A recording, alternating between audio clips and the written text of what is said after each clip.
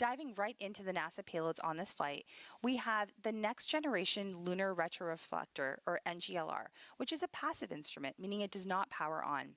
Instead, it will beam incoming laser light from Earth back in the same direction.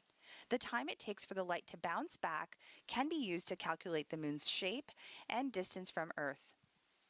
Another payload on this flight, the Lunar Environment Heliospheric X-ray Imager, or LEXI, will aim to capture the first global images of the magnetic field that shields Earth from solar radiation, providing insight on how space weather impacts us here on Earth. During transit, LEXI operated for more than 50 hours total in preparation for collecting images from the lunar surface. Now let's talk about RAD-PC next. RAD-PC is the radiation-tolerant computer demonstration. You can't send just any computer into space. That harsh environment in space and on the moon can lead to malfunctions, system crashes, and permanent damage. Designed to recover... Inolvidable. Nespresso, what else? Mañana es el último día para apuntarse al taller gratuito y miles de personas ya están dentro. Es increíble ver la energía que se respira. En el taller explico por qué es un muy buen momento para escribir un libro y cómo hacerlo para que llame la atención de las editoriales y quieran publicarlo. El primer paso para convertir en realidad el sueño de publicar un libro está a solo un clic. En la página se encuentra toda la información para registrarse.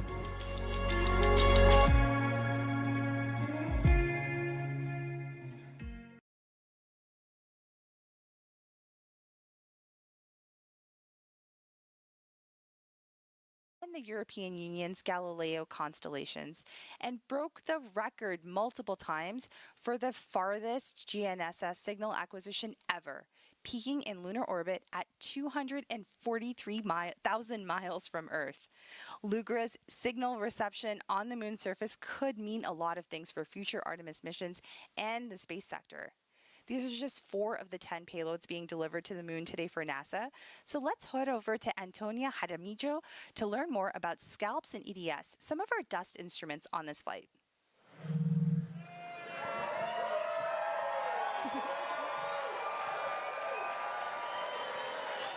Thank you, Nilüfer. We are here at our viewing location for Firefly's moon landing, and joining me is Kristen John, the technical lead for NASA's Lunar Surface Innovative Initiative. Kristen, thank you so much for being with us here tonight. Thank you for having me. Glad to be here. Now, Kristen, you're kind of the expert on all things lunar regolith or lunar dust. Can you tell us why it's so important that we study this? Yeah, absolutely. So if we think about where we're going tonight to Mare Crisium, and every location that we go when we go back to the moon, we're learning something new about the sites that we're going. We're going to learn a lot of geology from studying the lunar dust and the lunar regolith. But from an engineering perspective, it's actually really interesting and really important that we study the dust or the regolith.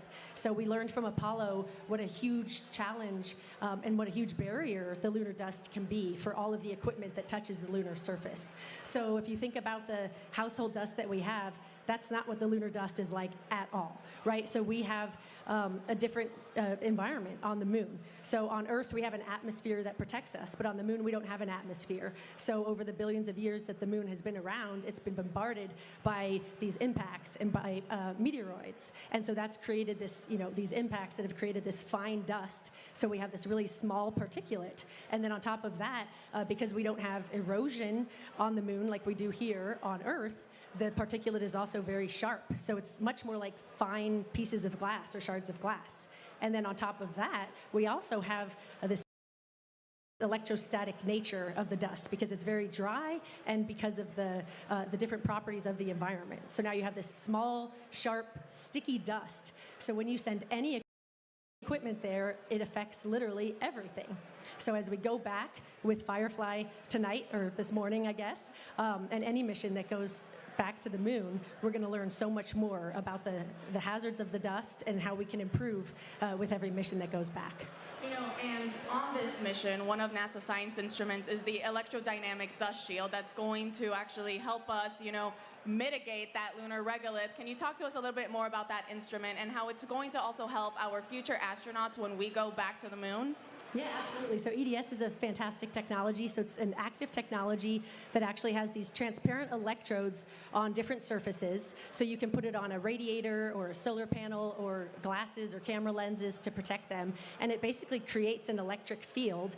And when you see it work, it looks like magic. But it basically creates an electric field that gets the lunar dust particles to basically walk off of the surface, whatever the surface is. So you can imagine in the future, any surface that might have dust that accumulates on it, which will be a lot of surfaces, whether that's a visor on a spacesuit helmet or camera lenses, even spacesuit material, you could use something like EDS to literally walk the dust off of the surface. That is so cool. Kristen, thank you so much for joining us. Now we'll send it back to our hostess, Nilofer and Bridget.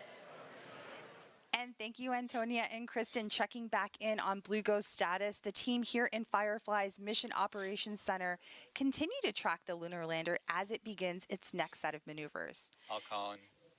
Blue Ghost lander has achieved nominal descent orbit insertion delta V for lunar landing. That is fantastic news that we just heard right there. All consoles were proceeding. Alcon journal log attached. Copy. All consoles were proceeding to step 45.6, post DOI and blackout lander status check. Starting with payload. Nominal. Com. Nominal. Ground software. Nominal. Flight software. Nominal. AVI. Nominal. VNS. VNS is nominal. GNC. Nominal. FIDO. Wait 3. Copy. Prop. Standby. Copy. TCS. Nominal. Systems. Holding. Copy. FC. Nominal. Copy. Prop is nominal. Copy. Systems. Systems nominal. C. C is nominal. Copy. All consoles nominal, post DOI and blackout.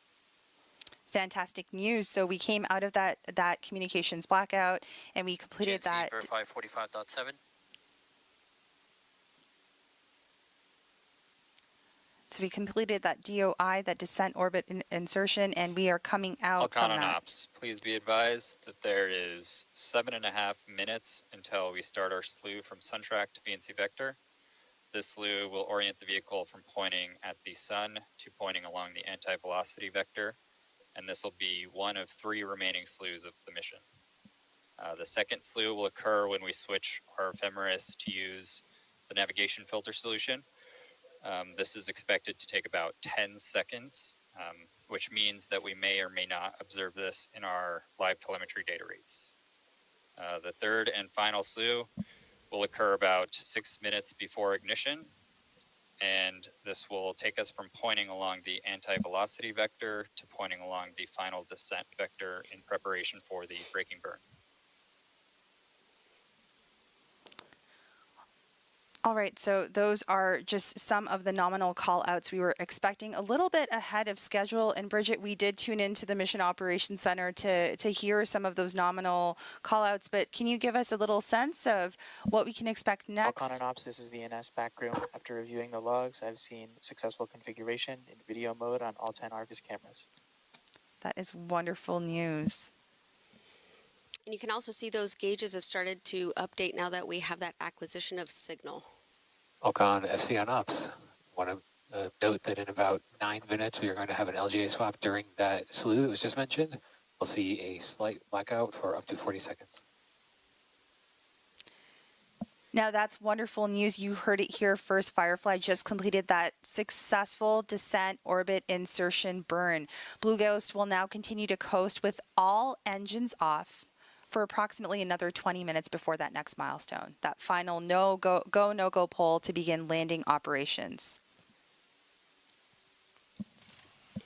All right, so we do have something really fun while we wait for that next set of milestones. Bridget, you brought me a little gift here. It kind of reminds me of, it's reminding me a little bit of something I would maybe make a salad in, or maybe make some stir fry in. What do we have here?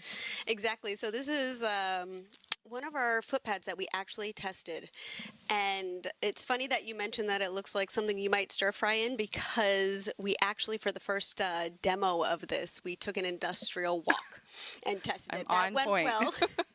So then we actually leveraged our composite technology, and we made an actual prototype of what our footpad is that we've flown here. So what are we looking at here with this footpad? So, and it's actually pretty cool too, because in Apollo, we took a ratio of the lander mass they had to the diameter of that footpad. So we took that same type of design, scaled it for our lander. And so that's what you have at the base here. And then you have a ball and socket joint here for the lander to allow it some mobility when it lands. So it's in a stowed position that's not quite perpendicular to the ground. And then once it lands and it starts contact with the surface, it'll snap perpendicular. And I'll spin this around here. And we actually have one of the connectors here. So when you see those footpad sensors turn blue on your screen, what's actually happening is there's a brake wire that runs up this leg to this connector, and this will actually snap. And that disconnected joint is what triggers those footpad sensors to turn blue. So pretty cool design. And that's that graphic we'll see a little bit later on.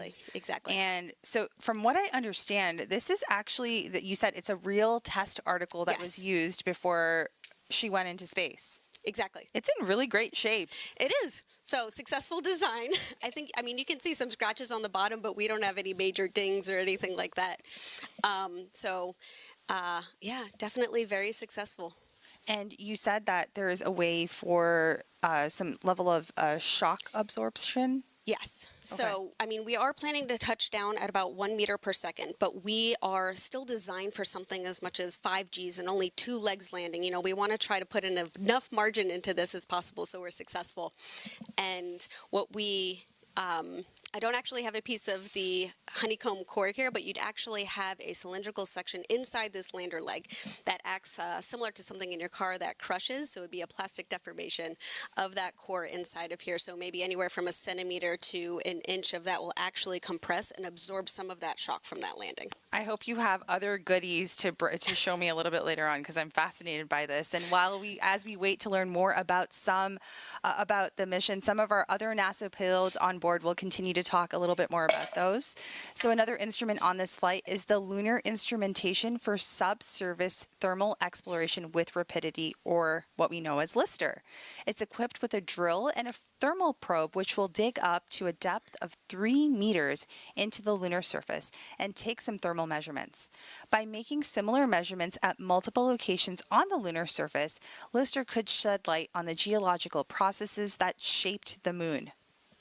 Now, next up, we have the Lunar Planet Vac, which is designed, it's LPV, and it's designed to collect lunar soil samples from the surface using a burst of compressed gas to drive the soil sample into the container, and additional instrumentation will then take images of the container's contents and transmit those results back to Earth.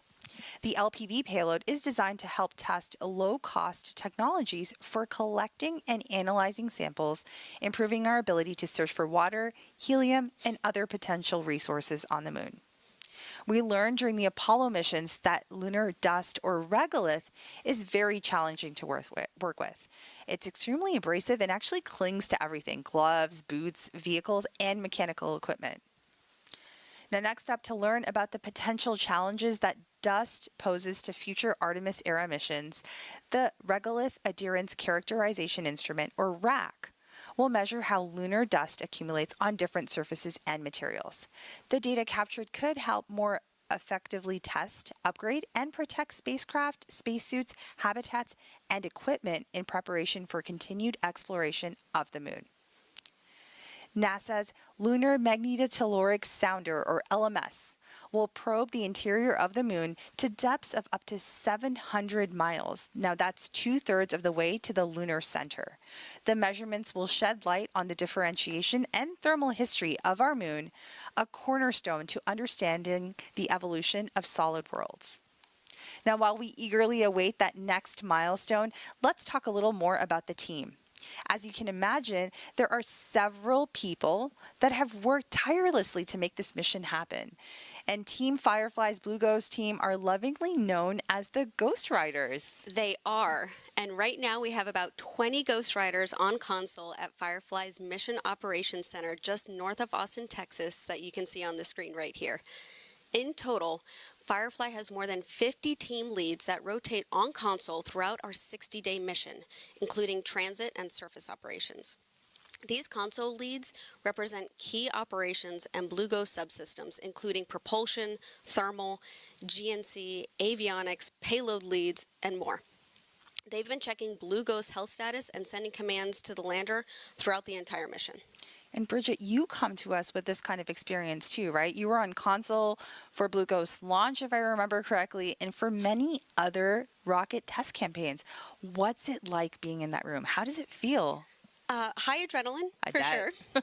But it's a moment that you train for continuously. Take launch, for example. As a propulsion engineer, you've already been hands-on with the hardware from day one.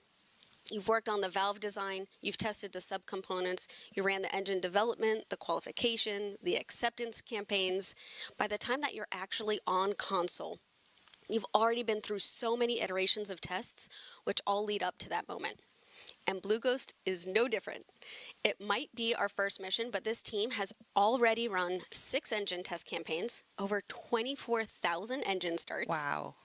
Along with valve and battery tests, thermal vac, shock, vibe, and countless ops rehearsals simulating every off-nominal scenario imaginable. And this team is just, they're ready. Everything under the kitchen sink. Exactly. And everyone, engineering, supply chain, business development, welders, all came together to make this happen. We asked them who they dedicate the mission to, so let's listen to what they have to say.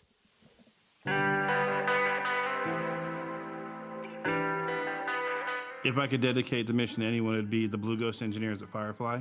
I'd have to dedicate it to my brother. He's very special needs, so he doesn't get to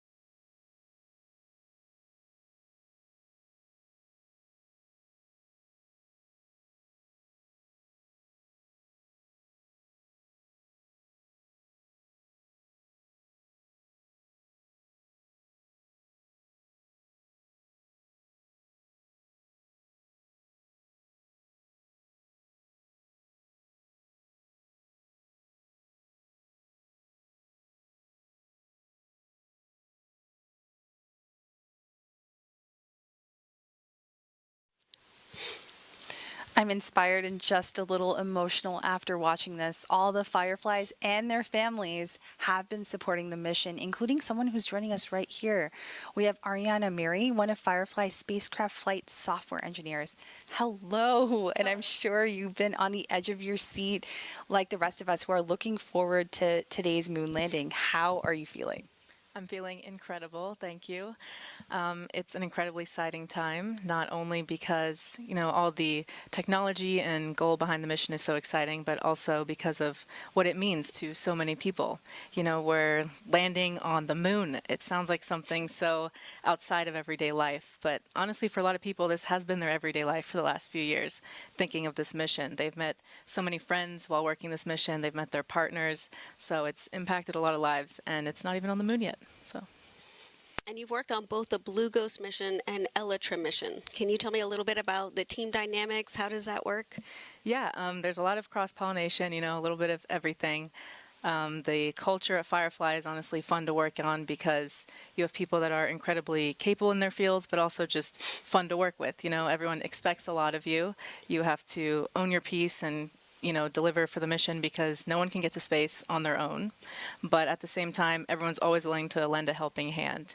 If you share a problem you're stuck on, or honestly even mention it in front of a lot of Fireflies, they're very eager to offer their help and make sure we can all get there together. That's really exciting. And excuse me, Ariana, I think a lot of people that are watching this are seeing that you've started your career at Firefly. How did you get to where you are? What did you study to bring you to this role? Yeah, so I was a computer science major in college, and so not an aerospace major, actually. And a lot of people don't have aerospace degrees that work in aerospace. There's a lot of jobs that are required to help us get there. And I applied online, and I'm not joking when I say this. I applied not thinking that I'd get it. Not humbly, I just applied as an exercise. Almost didn't do it, and it ended up really well. So I think about what would have happened if I didn't apply. So like Joseph said, if anyone is thinking about it, nothing bad can happen. Just give it a shot. Yeah, take your shot. And I think I have to ask, because we just watched this wonderful tribute video, who are you dedicating this mission to? Yeah, despite obvious contributions to me being here, my parents, I'd have to give it to them because I wouldn't be here without their constant support and their leading by example, I would say. And it's also not mine to dedicate, but I would also give it to the other Fireflies who worked on this mission. I've watched people pour their hearts into this, so I'll definitely be thinking of them when we land. Is there a particular memory or experience that stands out in your mind in the last few years? The last few years, all I can think about is the recent events. Yeah, there's so much craziness. I've learned that, all the people behind these great technologies are just people, and they're always fun to work with. Recently, honestly, the memory coming to mind is doing push-ups in the operations room. Once we launched Blue Ghost, we've had 24-hour comms since launch, and even during the blackouts once we entered lunar orbit, where there's always people in the room, we never leave console. So that's a lot of overnight long shifts, and so you got to do stuff to stay awake, and that's been my life. Take out that nervous energy, exactly, maybe too. We're all supposed to be swole by the time we land. So. All right, thank you so much for being here, and thank you for your contributions to the mission. We look forward to talking to you after landing. Now, through CLIPS, NASA is buying a complete robotic lunar delivery service. Under this innovative model, NASA is one of many customers alongside commercial companies, universities, international partners, all with the common goal of sending payloads to the moon.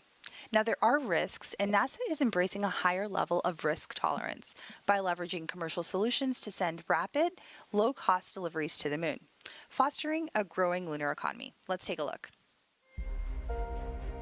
Landing on the moon is hard. We're going back. Under this Artemis program, we're going to be sending humans to the moon for the first time since Apollo. So ahead of humans, we want to get up as much science exploration and technology experiments as possible. So CLIPS starts facilitating a lot of the early science, the things we want to learn before we even send humans. CLIPS stands for Commercial Lunar Payload Services, CLPS. The services part is the key element. Ordinarily, when NASA delivers a payload to the surface of the moon, they do it with a commercial partner, but NASA controls the building of the vehicle. Now, we're buying the service of delivery of our lunar payloads to the surface of the moon. It is a delivery service, akin to a delivery service that you'd have here on Earth. NASA will provide payloads to a commercial company.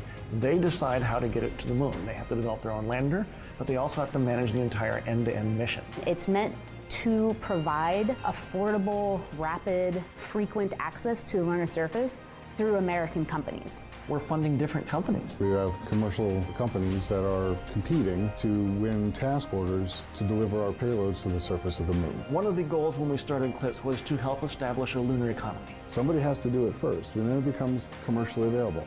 Then they're able to crank them up.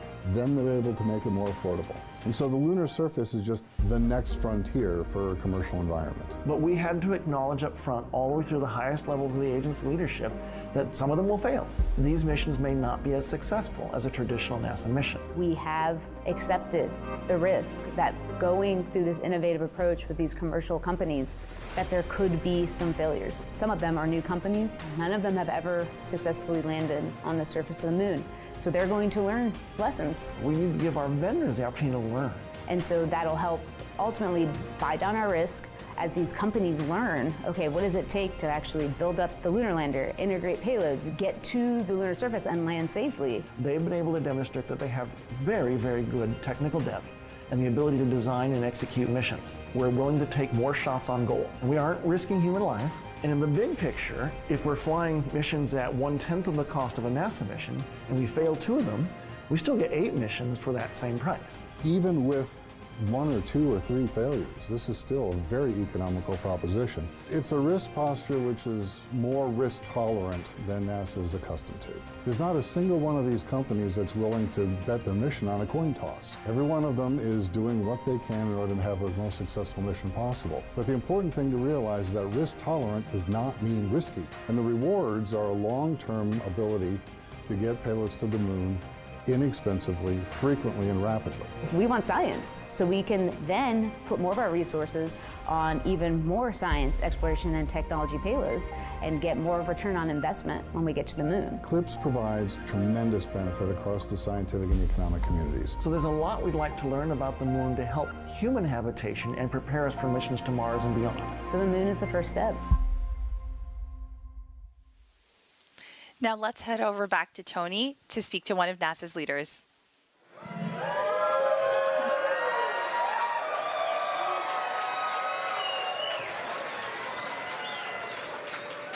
Hey, thank you so much, Nilifer. You know, it's always an honor to be joined by NASA leadership, and joining me now is NASA Acting Administrator Janet Petro. Janet, how are you feeling with less than 24 minutes to go until landing? I can't tell you how excited I am right now to get to be here and experience the landing on the moon. What that's coming up is very, very exciting. So I'm very excited for this moment. Same here. Now, Janet, can you tell us why it's important that we maintain an American presence on the moon? Well, I think this administration really wants to keep America first. And I think the way that we keep America first is by dominating in all the domains of space. And the space domain of space we're going to capture recently tonight is going to be on the surface of the moon and around the moon. So as long as we keep dominating that space, I think we're going to be putting America first. We're going to make America proud. We're doing this for the U.S. citizens. So very exciting, and I really think we need to keep pushing forward.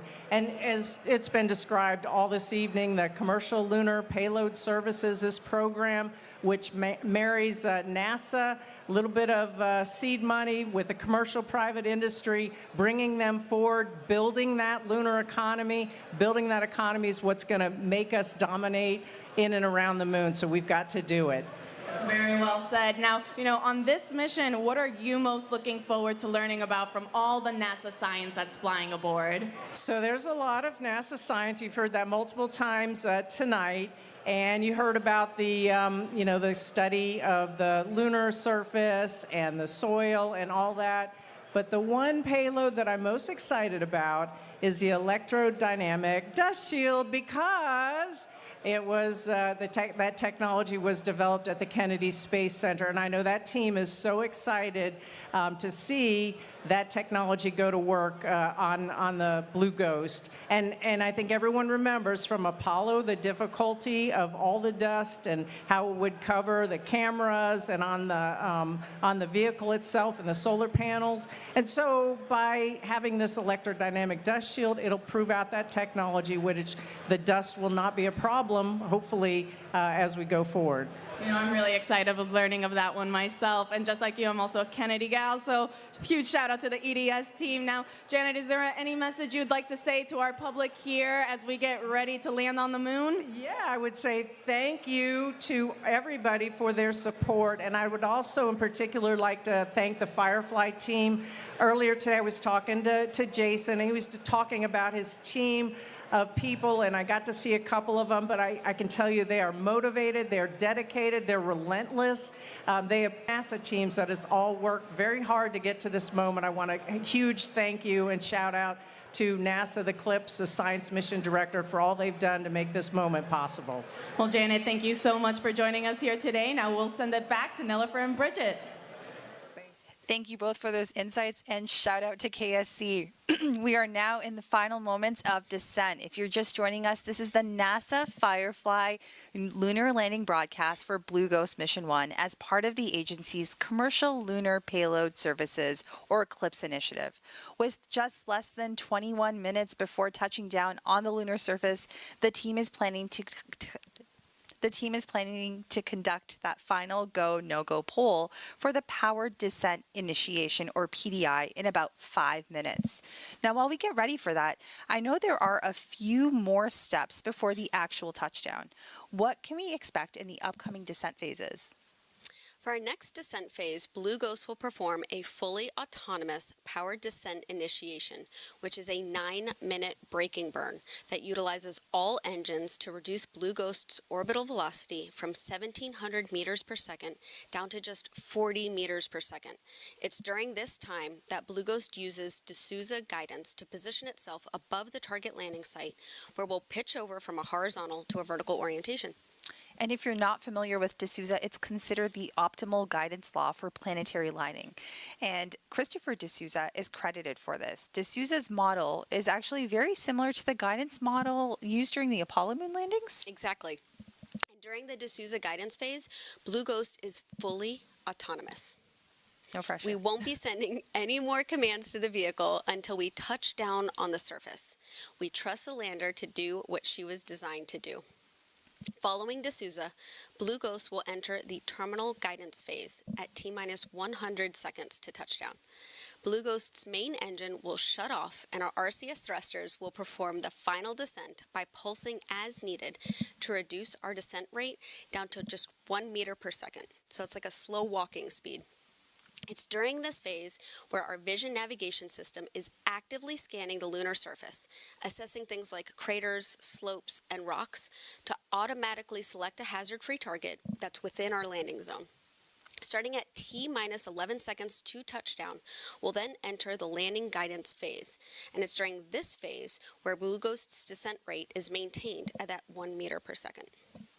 And I'm already feeling those nerves. That landing descent profile has to be precise. It's very, very impressive. Now, throughout this entire descent, do you keep the engines firing, or do they all shut off? What can we expect there?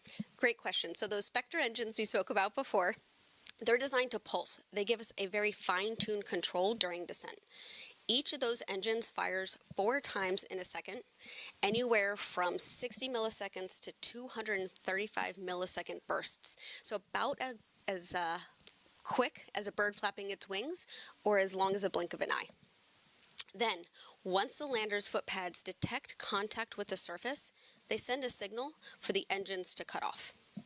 And what you see on the screen now is a visualization of these contact sensors to show which of those foot pads have successfully touched down on the surface. Now, that procedure sounds so simple when you explain it, but we both know how much work it got to get to this point. We know how we are going to land, but what will we see? And most importantly, what about the pictures? So to set the stage, there's 2 types of antennas that we talk about here. We have an S-band antenna, which you can kind of think of as our lower resolution SD antenna, and then you have your X-band, or our high resolution. The plan is to use our S-band antenna to send our first images, hopefully within about 30 minutes of a nominal landing. But if that data rate is too limited, we're going to switch to X-band.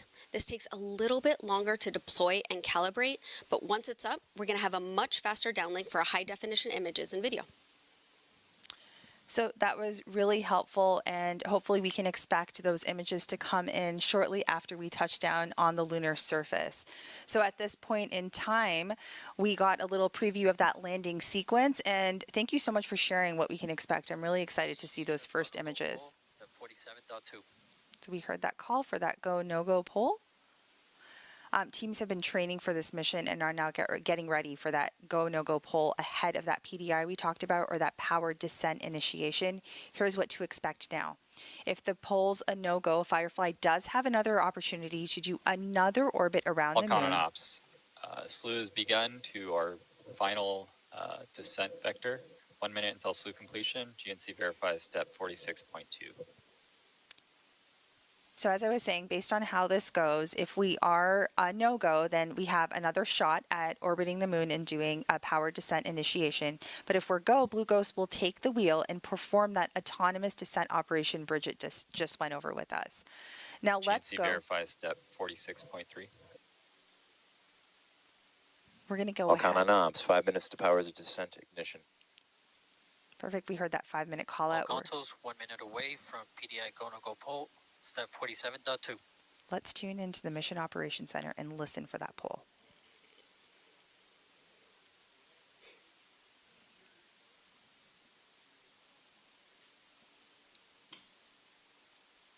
So what y'all are seeing on the screen here are those positions in the Mission Operations Center, and we'll see those light up as they give their go or no-go commands.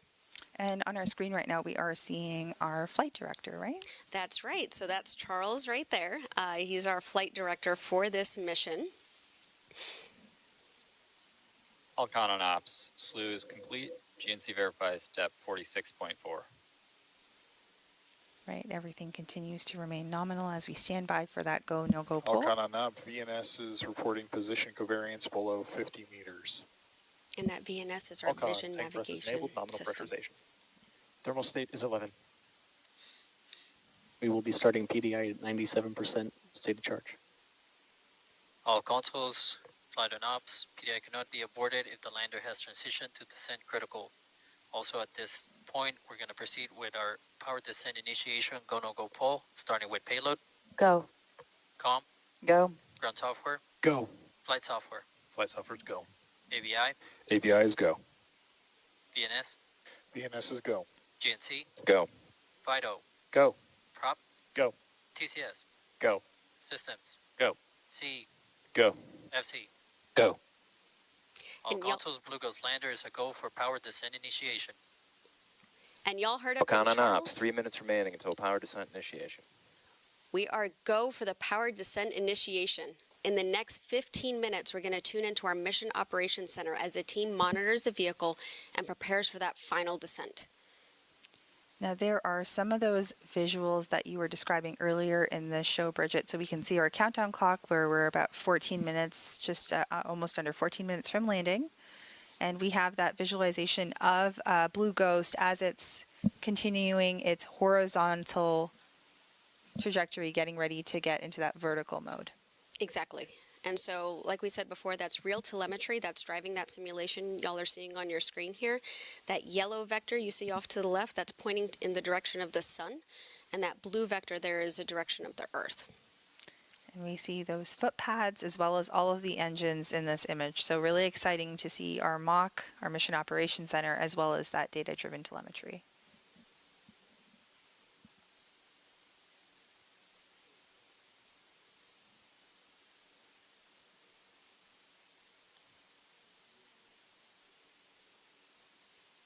All right, if you are just... All count on ops. 2 minutes remaining to power descent ignition. With that 2-minute call out, if you are just joining us, this is the NASA Firefly joint broadcast for Blue Ghost Mission 1 as part of the agency's Commercial Lunar Payload Services Initiative. We are standing by as PDI process and procedures do continue. Just as a reminder to those of you who are tuning in, the graphic visualization that we do see is has about a 15-second delay, and we did cover that at the top of our broadcast. So just as a reminder, there is that 15-second delay. So we may actually hear that call for landing before the data does get there, but we would like to point that out and keep that in mind as we continue to follow along. That last call out you heard was propellant settling. So we actually use these ACS thrusters that will 60 seconds to PDI. that'll help settle that propellant, so the propellant's where it's needed to in that fluid system for ignition. So exciting.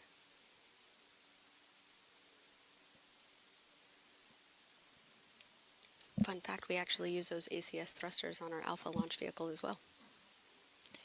You know all about propulsion and engines. It's fascinating. I'm learning so much today. 30 seconds to PDI. And there you see a couple folks on console. So that is Raj and Will Adams. So they are supporting on TCS and prop. It's for propulsion and thermal control systems.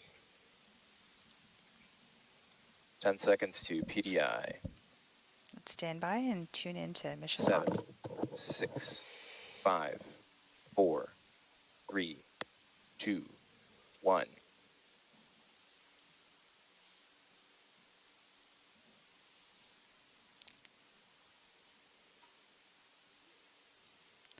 So the lander is performing that 9-minute powered descent initiation using all of its engines to reduce.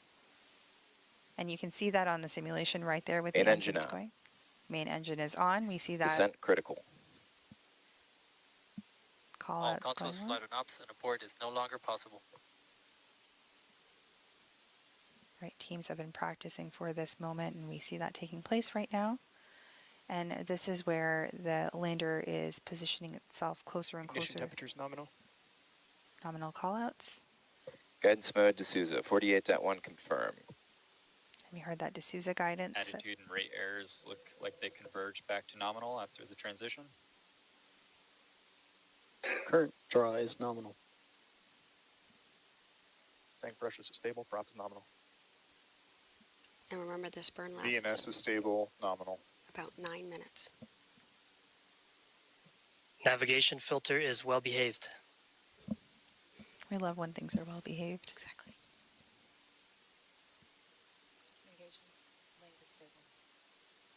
We just heard the call. That comm is stable as well. Comms link is stable. It's during this burn where we were going All con ops, 9 minutes remaining to pitch over. 455 kilometers south of the target, 16 kilometers above it. We're reducing our velocity down to 40 meters per second in this burn. And so on that gauge, what you'll be looking for is about 144 kilometers per hour. And just as folks are tuning in right now, our PDI is actually that braking burn. So we're continuing to slow our speed down and bring the vehicle from a horizontal configuration or horizontal orbit into a we're pitching over the lander into a vertical configuration. Exactly. All of our RCS engines are firing at a mid to high throttle here in the anti-velocity direction to slow us down. We're shedding all of that horizontal velocity like you're saying.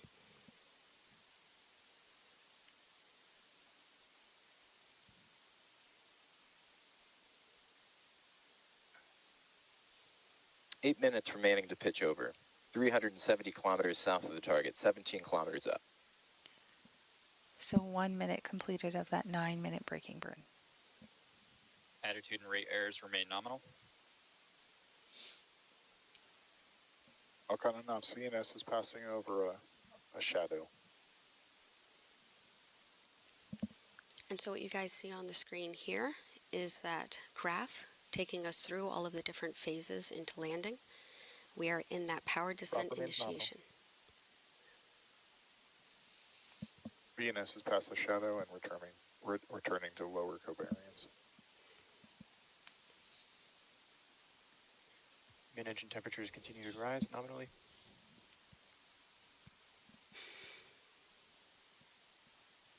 How are you feeling?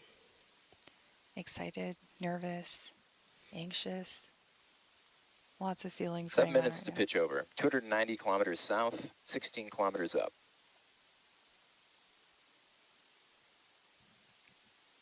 GNC flight on ops, verify 48.2 when ready. Wilco.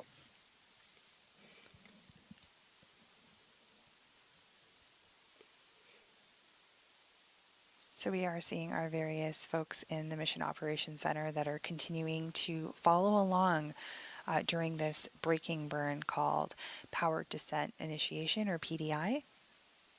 All operations continue. Engines trimming out, target achievable, 48.2 confirm. Batteries at 92%. In the front left of the room there, where the camera's pointing, you're going to see that's 100% of those teammates with us from ASI and Space NG. So you're seeing folks from ASI, GNC1, GNC2, FIDO. You got Space NG with Vision Navigation Systems. 6 minutes remaining until pitch over. 222 kilometers south, 15 kilometers up. All right, we can hear that number. Venus is crossing over the final ridge as we enter the Mare Crisium. We're getting closer and closer to our landing site, Mare Crisium, on the northeast part of the moon, on the side that faces us here on Earth. Now there is a NASA console position as well. That's right. They're on the opposite side of the room, probably in the corner the camera can't see right here. And that's to conduct all of the 10 payload surface operations over the course of the next 14 Earth days or 1 lunar day. That's right.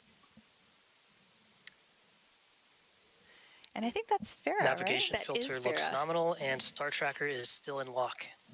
So she's sitting in our payload seat. So she is, she's been phenomenal on this Power mission. is nominal. And she's been with all of the payloads since the beginning. I remember interviewing her for our podcast, and she was phenomenal. She knows these payloads like the back of her hand. 5 minutes remaining until pitch over. 140 kilometers south, 13 kilometers up. So Farah's there tracking the health of the payloads and making sure everything is performing as expected. Absolutely. Yep.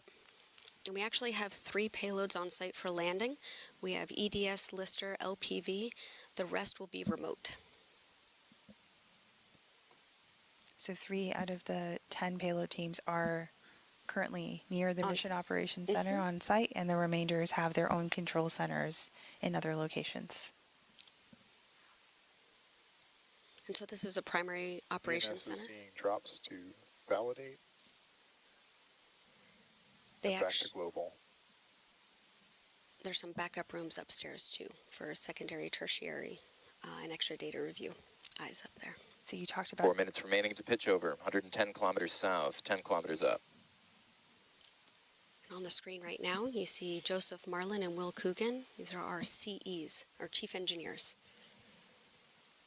A fun fact, Will Coogan actually used to be a carpenter before he went back to school for his PhD. That we're in validate, so we're not global positioning. I think having all these varying backgrounds really helps you in your current work. So it's really impressive to see this team coming together.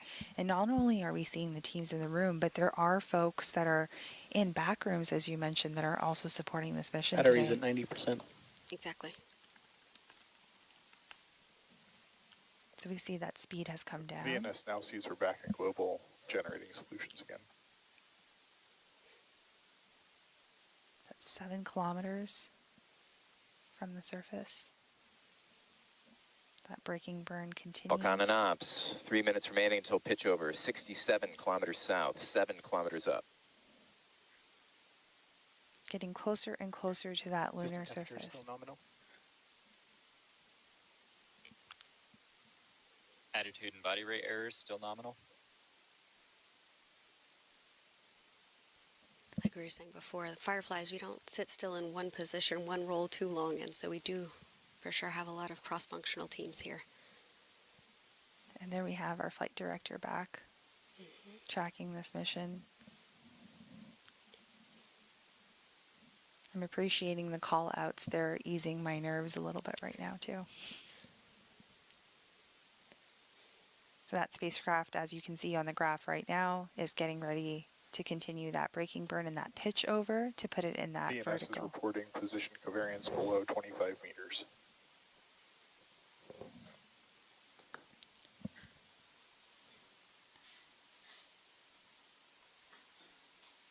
Two minutes remaining to pitch over. 35 kilometers south, 4 kilometers up. We are standing by for continuation of that power descent initiation or braking burn.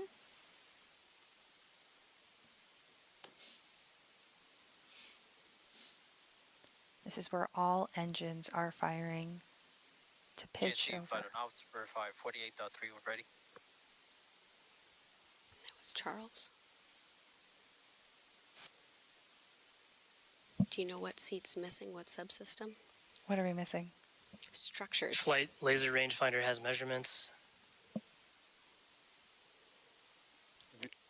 VNS reports position covariance at 10 meters. 1 minute remaining until pitch over. 13 kilometers south, 2 kilometers up. We'll actually add in that mechanisms and structures seat Power is nominal. right after landing.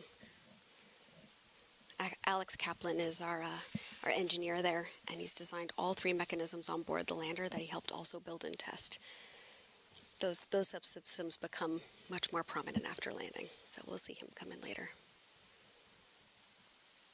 So we do see that graphic come up we talked about a little later with the lander foot pads, so our contact legs will turn. VNS position covariance below 5 meters. 30 seconds remaining to pitch over. 4 kilometers south, 900 meters up. So those will turn blue once we've confirmed some level of contact. And we'll continue to track as we get closer and closer to the lunar surface over the course of the completion of this PDI. You can see the graphic on the screen demonstrating that Blue Ghost is getting into that vertical configuration and doing that pitch over as expected. Fan engine off. Terminal guidance. 500 meters up. Battery's at 87%. All right, from here on out, it is just going to be those Spectra 400 engines. meters. Now, just as a reminder, those Spectra engines that we see firing right now on our GNC screen, and VNS flight ops, verify 49.2 when ready. they are doing those pulses. VNS is in relative. 260 meters up. First redirect occurred, 98 meters from original target. 1 minute remaining in flight. The vehicle is converged on its commanded descent profile. All right, so we are in that autonomous phase that you had described to us. She is ready and has been preparing for this. You're going to hear a lot of call-outs here about vision navigation solutions, laser Seconds remaining in rangefinder, terminal. 100 meters up. And let's health just systems. Navigation filter is still healthy. Second hazard avoidance occurred, 5 meters from previous target. 50 meters up. 30 seconds remaining in flight.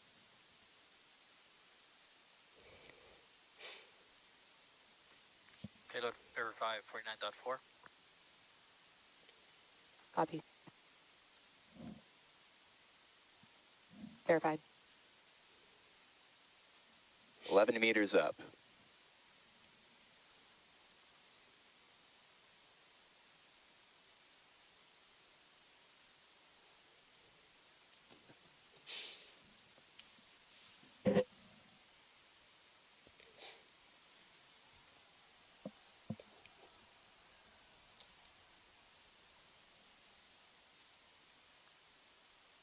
Vehicle in shutdown.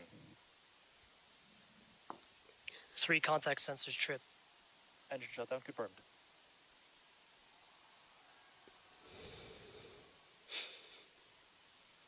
Power is nominal. Vehicle is charging.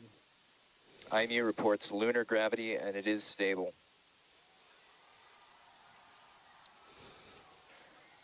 Alcon, Chief Engineer on Ops. Y'all select the landing. We're on the moon.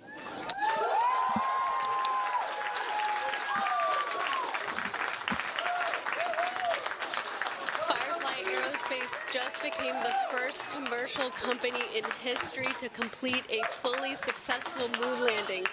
Congratulations to the entire team. This is such an incredible feat for Firefly, NASA, our nation, and the world as we pave the way for a lasting lunar presence. Congratulations, Bridget. And to our Firefly and NASA teams, what a nail-biting moment in history. The joint teams are now celebrating or enjoying this much-deserved celebration at our landing event here in North Austin, Texas. This marks the beginning of the next phase of the mission, surface operations. How are you feeling, Bridget? Honestly, overwhelmed. I am so proud of our team. Firefly has a way of constantly exceeding expectations. This is a perfect example of that. Over the last 4 years, so many dedicated Fireflies across different teams and disciplines came together to make this happen. Now we have a permanent presence on the moon with every employee's name engraved on a Blue Ghost plaque. So now when we look up at the moon, we can tell our kids and future generations that their family name is up there. Thanks to this team and everything they have achieved. But it's not over. We will be operating the payloads and gathering even more data that will make an even larger impact on the future of space exploration. Congratulations. Thank and you. Now this lunar lander is gearing up to conduct those surface operations and downlink that anticipated image from the lunar surface. So while we stand by for that, we have Tony back with some guests from NASA's Science Mission Directorate. Tony. Here, we're going to be right here.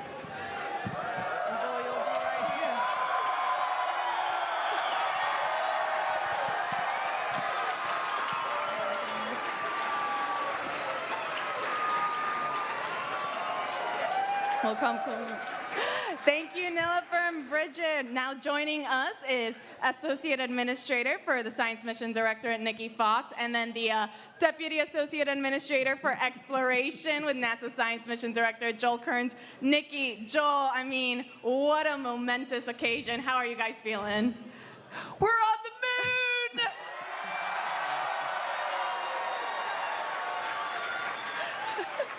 So my question is, what do you think of that Firefly team?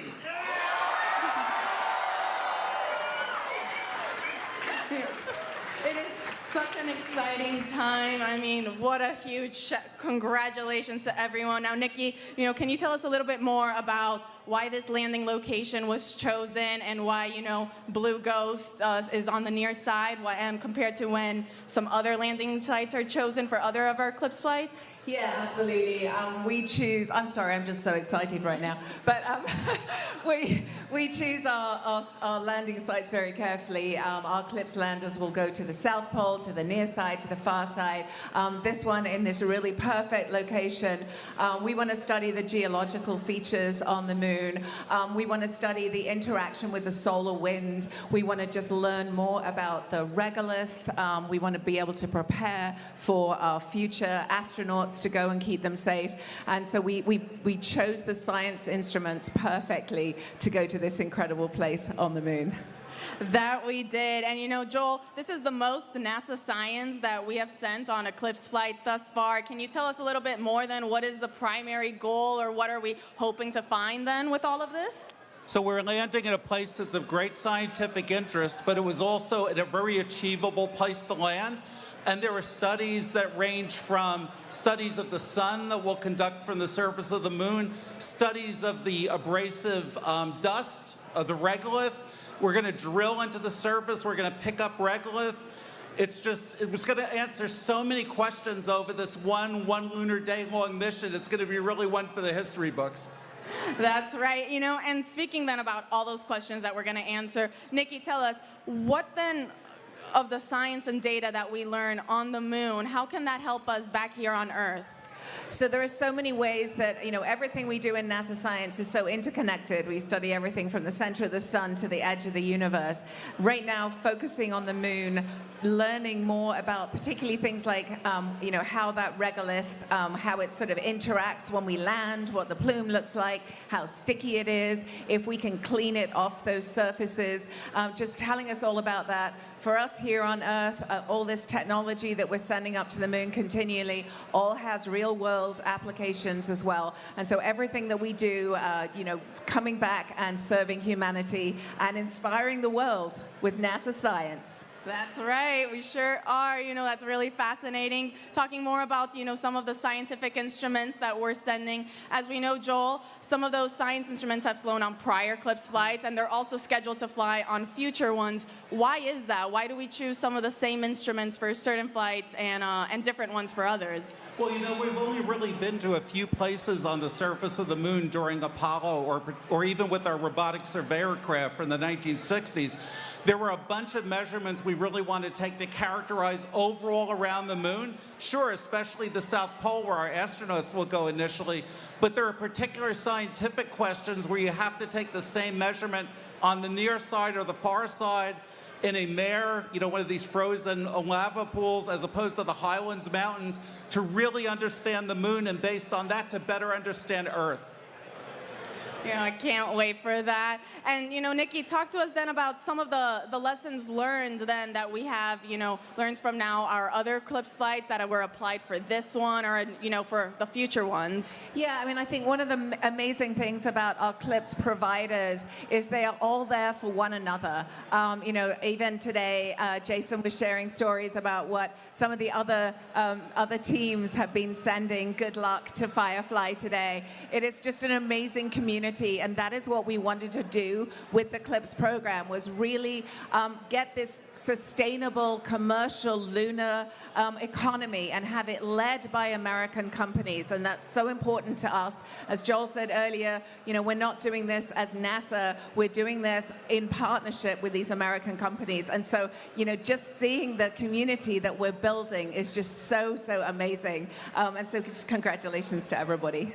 Yeah, very well put. I mean, to both of you, how are you guys feeling right now that we're on the moon? I don't know, it's all in a day's work, isn't it? Really, it's, you know, it's a Sunday. No, honestly, it is so, so, so amazing.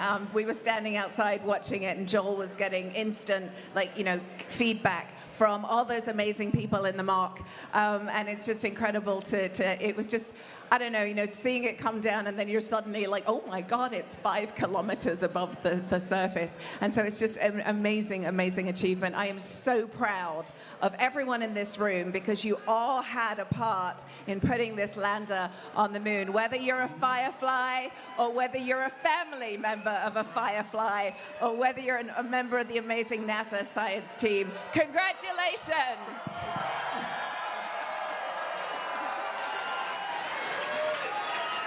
And remember, they made it look easy. It's not easy. Thank you, Nikki, Joel, so much for joining us. Now we'll send it back over to our hostess, to Nilofer and Bridget. Welcome back. For those just joining us, Firefly successfully touched down on the moon in an upright, stable condition, becoming the first commercial company to complete a fully successful moon landing. We expect to have the first image within the next 10 minutes, depending on the signal strength of our S-band antenna. The timing will vary based on the position of our lander and the ground stations on Earth. If the S-band data rate is limited, we'll likely need to switch over to that X-band antenna, which needs to be deployed and calibrated. At that point, we'll plan to share the first image during our press conference in a few hours. And I don't know about you, but we're on the edge of our seat waiting for these first pictures. How are you, or how does it feel knowing that Firefly is leaving their mark on the moon? I don't think there's another feeling that even remotely compares to this right now. I'm sure you've been... So, you know what? I have to ask, because we talked all about the engines. We saw that great visual data telemetry. I know you have something else to show us. Do you have anything else I always have goodies. I always have props. You did work on our engines. We love hardware here. Let's take a second here. We're just to doing get out. a quick safety briefing on, or a safety practice on something that Bridget has for us to see today. Oh, this is cool. It is cool. Oh, let's move this out of the way here. All right, so I love talking about Spectre. This is that 200 Newton Hypergol engine. You will notice I am wearing gloves. Right. The Hypergol propellant is actually a toxic propellant, and while this has been completely decontaminated, we still want to take safety precautions just in case. But yeah, you can tell that so there are, if you want to actually show on that lander, but there are 8 of these engines on the lander. Okay. So we have pairs on each side. Right there. All right. Exactly. Okay, so we see our 8. And those are the Spectre engines that we see right here. Got it. And so, and then these are, it's a biprop engine, so we have 2 different propellants here. Okay. And because it's hypergol, we don't need a third ignition source. They just ignite on contact with each other, which is pretty cool. And these are our Kraken main valves. We love to have fun names here at Firefly. And then it'll go through the injector here, combust in that thrust chamber, and then expand out through the nozzle. It's pretty impressive. So this is what the team designed, developed, tested, and built in about a 2-year time frame. And these 8 Spectre engines, those were the ones that were firing in those quick pulses like you described, like a bird flapping its wings or at the blink of an eye. Exactly. So they just continue to iterate and pulse just like that. You've taught me a thing or two on these engines. I really appreciate that, Bridget. So how are you going to be celebrating this moment with your family, with your friends, with your fellow Fireflies? I'm going to go home and give my kids a great big hug, first off, and then maybe sleep a little bit. All right, and so while we wait for that photo to come in, we're going to go back and check into the stage with Tony. Hey, thank you, Bridget. We are now here with Jason Kim, the Chief Executive Officer for Firefly. Jason, congrats on landing on the moon. Congrats to all of our Fireflies. How does it feel? How is it, how are you and the Firefly teams feeling right now? They're just fired up right now in the mission control room. I mean, they were just pent up, holding it all in because they were calm and collective and cool the whole time. Every single thing was clockwork, even when we landed. And then after we saw everything was stable and upright,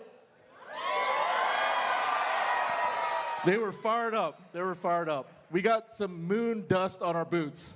That's awesome. And now you can use the EDS shield, EDS payload to take that off. Yes, I love that EDS payload. I love all the payloads. Absolutely, we love all 10 NASA payloads, that's right. Jason, this is Firefly's first moon landing. What message would you like to give to the team that have worked so hard on this mission? Well, I'm just in awe of all of them. I've been that way since I, witnessed the company, during their launches, and then finally with this whole campaign. I'm just in awe of all of our Fireflies and just all the hard work that they put into this, all the extra sacrifices they did from their family and friends. So thank you to all the family and friends. All that design work, all the testing, all that simulation, it finally paid off. And we're just so glad and happy for our team. Absolutely, and now you're on the moon. I mean, Blue Ghost is finally on the moon. What do you think, or what do you hope that this mission means, or this message sends to all the aspiring and future engineers and scientists that are looking to one day enter the aerospace industry? Well, if you look at everybody in that mission control room and everybody at our company, you don't have to always be a rocket scientist, although we have some great ones at the company. We have people from all walks of life, and in that control room, people that started off with music careers or seamstress or welders. They're all from all kinds of careers, and they just landed on the moon. So, we hope this inspires the next generation of kids and STEM, K through 12, because, have them dream big. You never know where you're going to land. We just landed on the moon. So we hope that the Fireflies today inspired a whole generation. That's right. There's space for everyone in space. That's right. Especially in Texas. It was discussed earlier, Firefly not only develops lunar landers, but you guys also build and launch rockets. Can you tell us a little bit more about what else is in store for the Firefly team? Well, right after this, we're going to get ready for our first launch of the year. We're going to launch our 1-ton rocket called Alpha. It's America's rocket, and we're going to launch Lockheed Martin's LM-400. It's their mid-class satellite. It's a beast, and we're just honored to launch that satellite. And we're going to launch multiple times this year, things like Victus Haze for True Anomaly, and there's other Space Force missions that we have. So we're going to continue to launch at cadence, and then we're delivering our medium launch vehicle first stage by the end of the year. We just finished our first stage LOX tanks, so we're incredibly proud of that. And then, we were working on Blue Ghost 2, Blue Ghost 3 as well, so we're not done.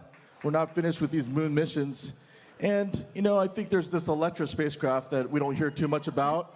That's a space maneuver vehicle, and we're going to launch the inaugural one this year for a responsive NRO mission. You got a lot of things coming up. I mean, do you have a favorite? My favorite is always the next one. The next launch, the next lunar lander, the next one. Very well put. You know, I know we're all very much looking forward to that. Jason, thank you so much. I mean, everyone here is so excited. Can we get another cheer from the crowd?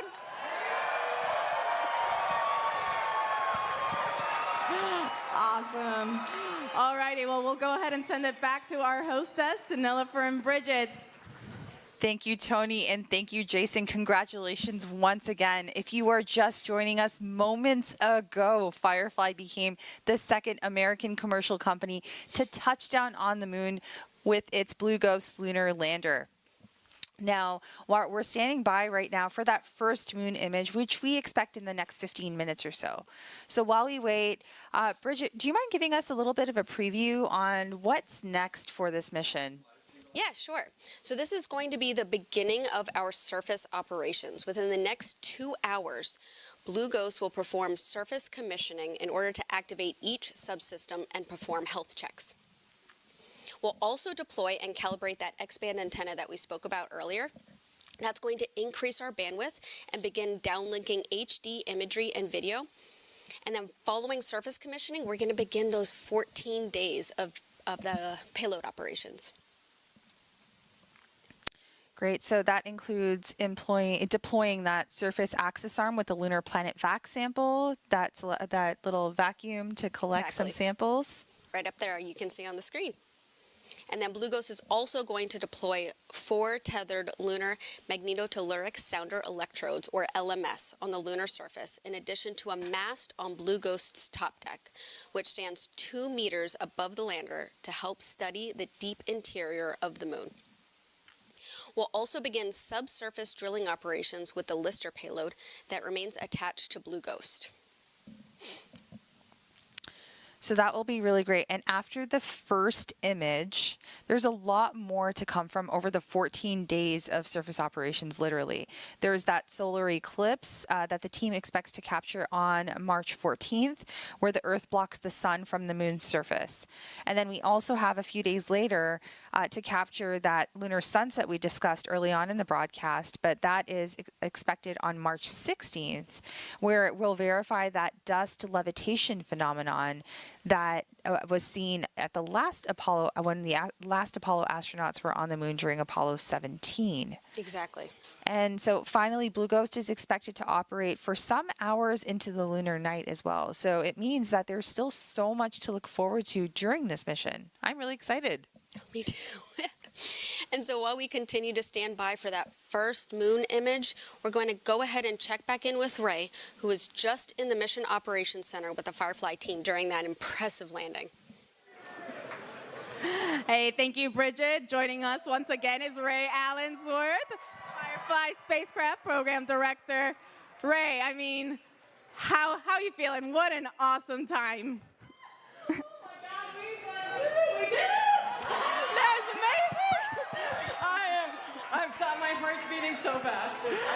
I know, I can see that. It's so exciting. Yeah. You know, you were just in Firefly's Mission Operations Center. Can you tell us how everyone was feeling in that moment, what it was like?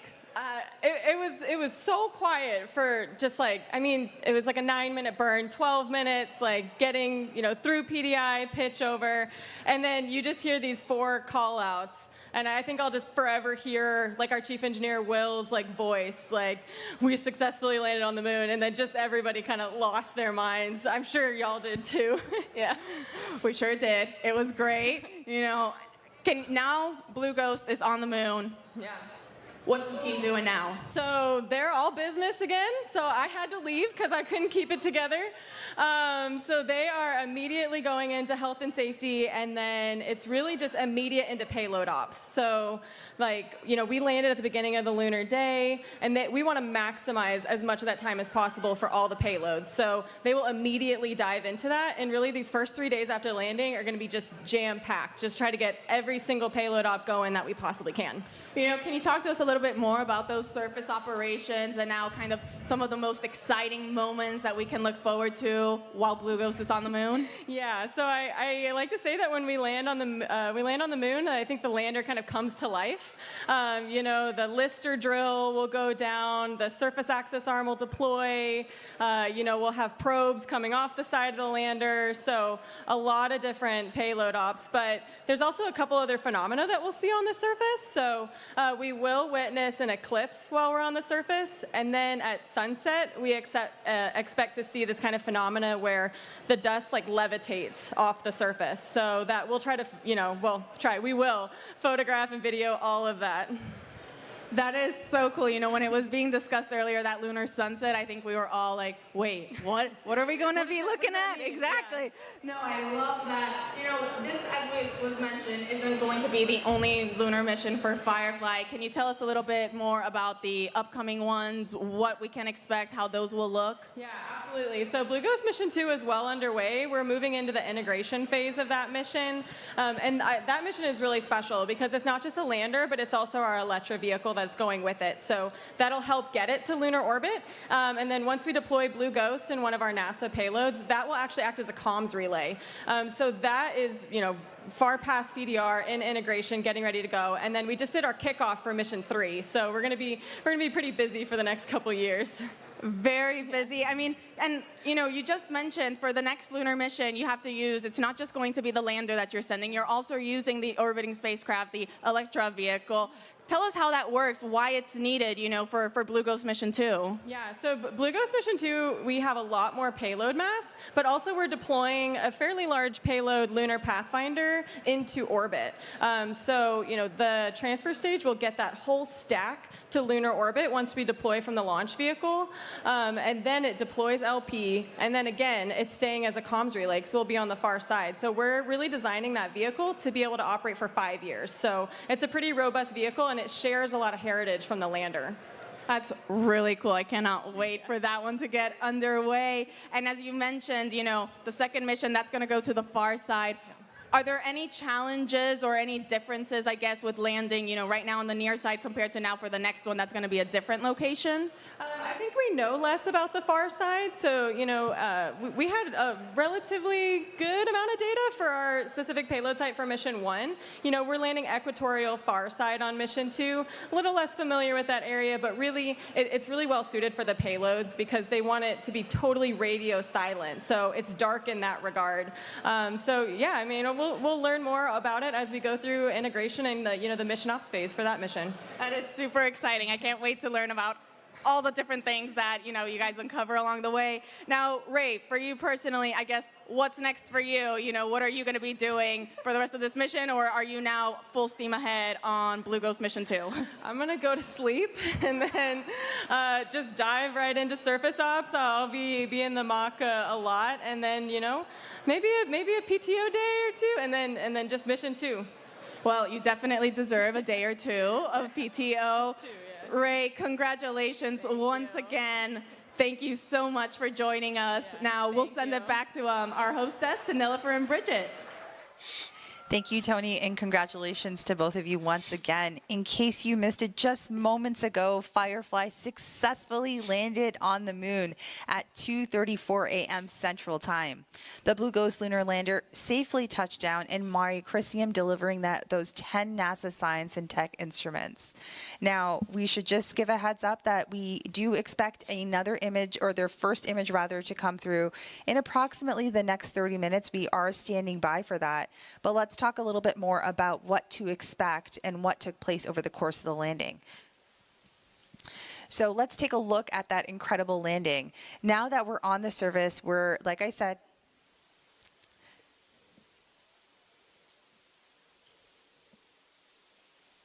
Payload verify 49.4. Copy. Verified. 11 meters up.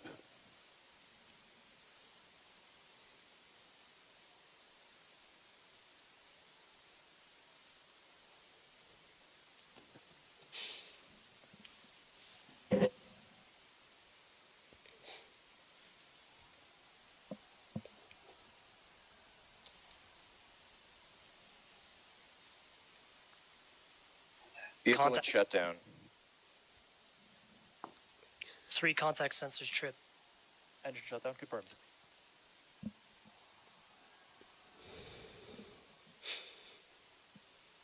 Power's nominal vehicle is charging. IMU reports lunar gravity and it is stable.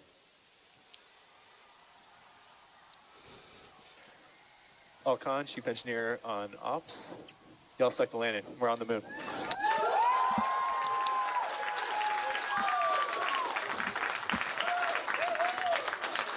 Firefly Aerospace just became the first commercial company in history to complete a fully successful moon landing.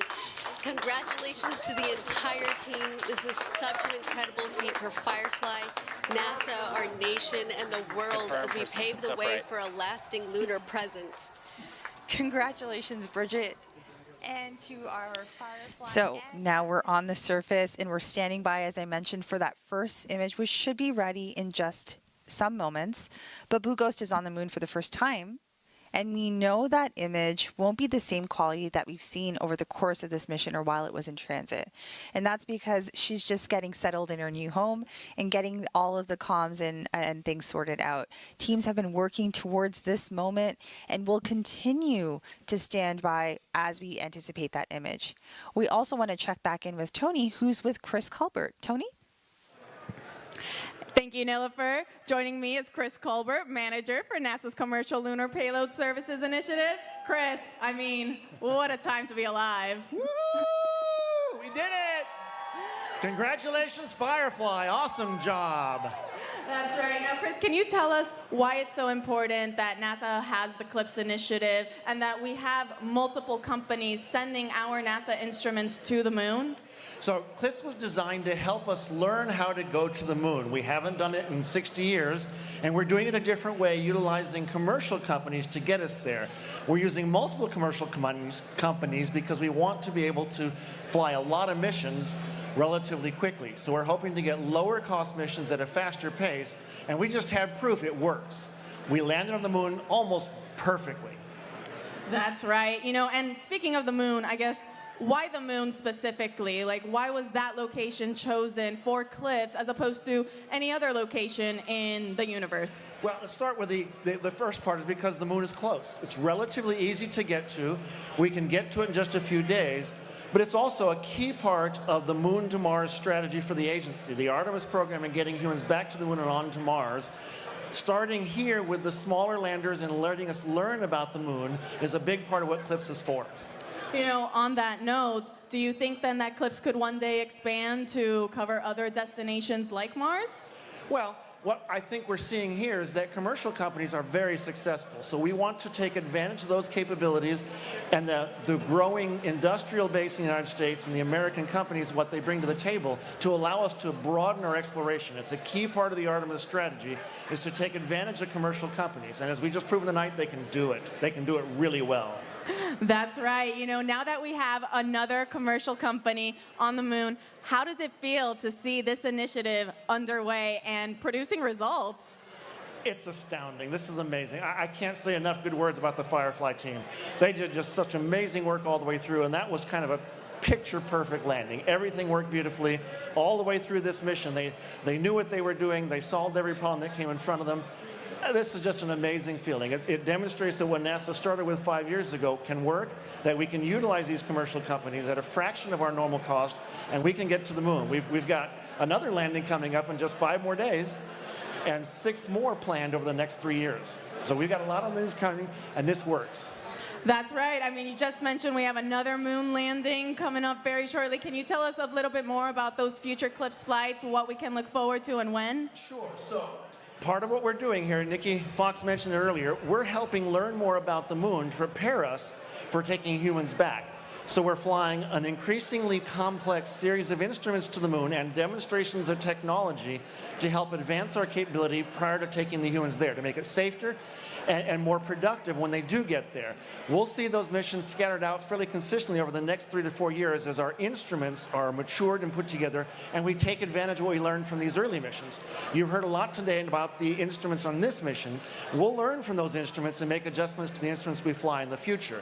And you'll see those spread out over the next 2 to 3 years so that by the time we take humans back, we know a lot about the moon. That's cool. I'm very much looking forward to that. I mean, Chris, thank you so much again for joining us here. Now, we'll send it back to our hostess, to Nilofer and Bridget. Thank you both, and thank you, Chris, for guiding the entire CLIPS team since day one. I know it's an accomplishment, and I know that I am not alone as I express gratitude for your guidance and support over the years. We are all so grateful for you. Now, we do have something exciting that we've all been waiting for. Do you want to tease the audience a little bit more, or what do you think? Well, we have that lunar image ready. Do we? Let's go ahead and share that with the team here. All right, you're seeing it here first. Look at that view. I'm feeling a little bit emotional, and I'm feeling over the moon. Now, when I look up at the moon from down here, I will always remember this exact moment and the fact that Blue Ghost Mission 1 is in the northeast region in Mare Crisium. What an incredible sight. Bridget, can you tell us what we're looking at right now? Yeah, so this will be one of those cameras on the lunar lander. We're looking at that lunar surface, so you can see the various features of that regolith, the crater, some rocks, and that Vision navigation system did such a phenomenal job finding what looks like a relatively flat surface for us to land on. And then obviously you can see some portion of our lander in that image as well. Now, this is that low quality image we anticipated, but Firefly expects to share more imagery and insights at the upcoming news briefing. That's right. We'll get that X-band imagery, and then we'll actually also be able to get that video from landing. Now, before we get ready to wrap, what else is next for Firefly, Bridget? In the coming weeks, Firefly is scheduled to launch Lockheed Martin's LM-400 satellite on our next Alpha rocket. The Firefly team is also gearing up for our next mission to the moon in 2026. And that mission is part of another NASA CLIPS task order. But this time we're going to utilize a 2-stage spacecraft configuration with Firefly's Blue Ghost lander with a stacked Elytra orbital vehicle to support operations in lunar orbit and on the far side of that moon. To learn more about the rest of Firefly's upcoming missions, you guys can always check out fireflyspace.com/missions. And I know NASA has a lot coming down the pipeline too. What do y'all have in store for us? We do. We are busy. So CLIPS continues to be an example of how NASA is enabling commercial services at the moon to support long-term lunar exploration. We have more CLIPS deliveries that are planned through 2028, and the next CLIPS lunar landing is coming up. Intuitive Machines' IM-2 mission is just days away to landing on the moon on March 6th at Mons Mouton, which is near the moon's south pole, which you can follow on all of our NASA channels. On top of the next moon landing, we also have a launch. We're launching 2 new NASA science missions together in the coming days. NASA's newest space telescope, SphereX, and its rideshare Punch will lift off from Vandenberg Space Force Base in California. Now, then after that, we do have the launch of Crew 10 to the International Space Station, which is targeting no earlier than March 12th, as well as the return of Crew 9 shortly after. And beyond that, there's Artemis 2, the first crewed mission of the Orion spacecraft and Space Launch System rocket, which is scheduled for no later than April 2026. Bridget, it's been a privilege to sit next to you as we go through this historic moment, and we are looking forward to that all-important data that Blue Ghost will gather from the lunar surface. So thank you so much for joining us for this joint moon landing coverage of Firefly's Blue Ghost Mission 1, which delivered 10 NASA instruments to the northeast region of the near side of the moon. And that's going to be a wrap for us tonight. We are incredibly proud of what this team has accomplished today. We want to thank you all for joining us. Be sure to tune into the joint Firefly and NASA press conference that's set to begin at 4:30 a.m. Central or 5:30 a.m. Eastern on NASA Plus and Firefly YouTube. We do plan to share our HD imagery we talked about and that descent video during that time. And we'll also provide more in-depth updates on the mission ahead.